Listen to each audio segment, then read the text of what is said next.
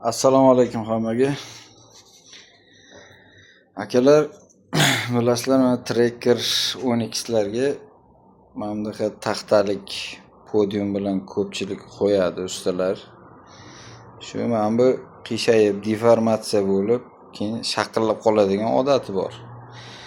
O'shanga endi biladigan usta akalar uchun eslatma, bilmaydigan yangi o'sha boshlaydigan ustalar uchun video qilmoqchimiz. Shunga hozir mana bu Trackerga nima qo'ygandik? O'sha kolonka taxtalik.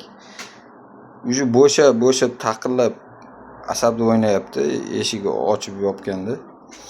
O'shanga mana bu o'zini kolonkasi bo'ladi, bilasizlar. Bu o'sha mana bu nimasi buni ichida yasalgan bo'ladi. Shuni mana hozir olib tashladikda, shunga endi mana shu kolonkalarimizni mana shu holatda qo'yamiz. Birga bir o'sha joyiga tushadi. Keyin mana shu palasa joyi bor. O'shanga keyin mana bu 4 ta teshigini samarez urib qo'yiladi. Shu bilan moshni bo'lib joyiga o'sha birga bir radnoyda o'tiradi.